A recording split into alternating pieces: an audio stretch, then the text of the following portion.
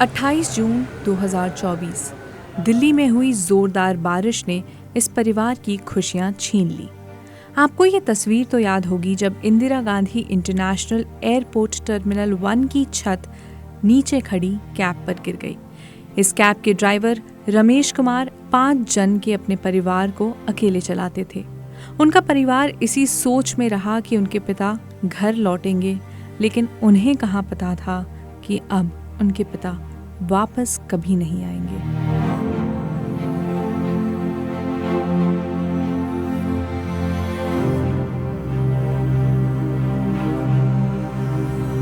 पढ़ाने लिखाने के लिए तो परदेश निकले थे, नहीं तो हम तो गांव में ही पड़े रहते। नहीं, बच्चों को पढ़ाना लिखाना है, उनकी बहुत ख्वाहिश है। मेरी छोटी वाली बेटी पुलिस में जाएगी।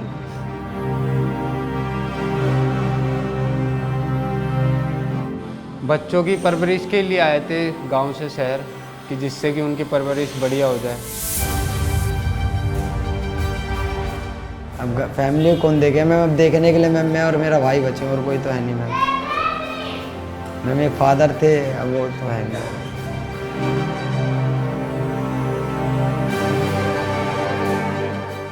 वो थोड़ा सा टाइम बे टाइम भी कर लेते थे, वैसे टाइम टेबल चलाते थे। इसके वजह से थोड़ा सा टाइम बे टाइम भी कर लेते थे कि थोड़ा उनकी बहुत ख्वाहिशें तो बहुत बड़ी थी कि मेरे बच्चे लाइक अच्छे बनाए।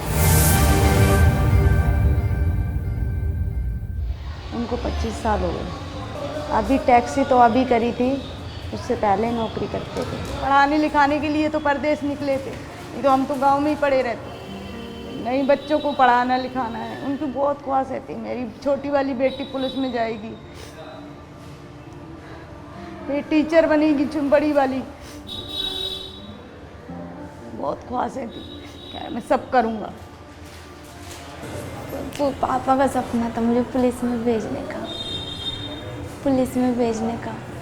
मैंने कहा तो मुझे पुलिस में, पापा कह रहे तू मेहनत कर, मैं करूँगा जो करना है, जितने पैसे लगे मैं लगाऊंगा।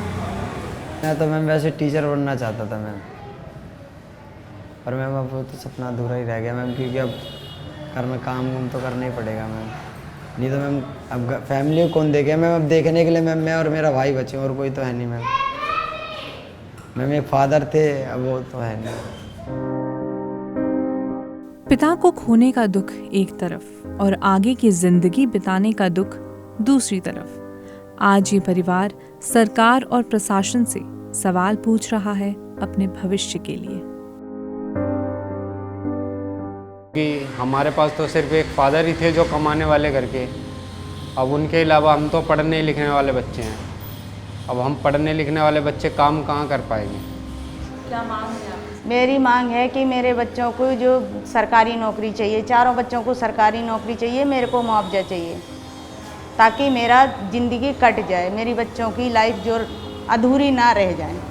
जो उनकी लाइफ थी, उनकी ख्वाहिशें थी, अंदर से इतना पढ़ाया लिखाया, उनके ऊपर एक भी कहते थे नहीं अभी काम नहीं करना, तुम पढ़ो, मैं लगाऊंगा पैसा। मैं तो कर रहा हूँ, किराए से रहती थी।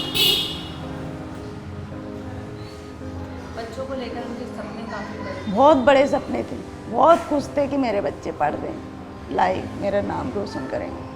और सरकार जो योजना दी थी हमें करने की 20 लाख रुपए की, मैम उससे हम बिल्कुल संतुष्ट नहीं हैं। कुछ नहीं आया। क्यों आए थे एक दिन? हाँ, तो 20 लाख दे रहे थे। हमने तो मना कर दिया कि क्या फ़ायदा इसमें, इससे बढ़िया तो देखेंगे जो भगवान करवाएगा वो होगा।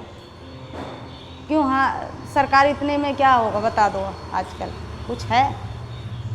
4 बच्चे शादी के लिए हैं, बच्चे पढ़ रहे हैं। अरे इतना दो कि ताकि मेरी भी ज़िंदगी पार हो जाए। बच्चों के लिए नौकरियां चाहिए सरकारी, प्राइवेट नहीं चाहिए, सरकारी चाहिए। चारों बच्चों को नौकरियां चाहिए। तो आपने कहा बोला है।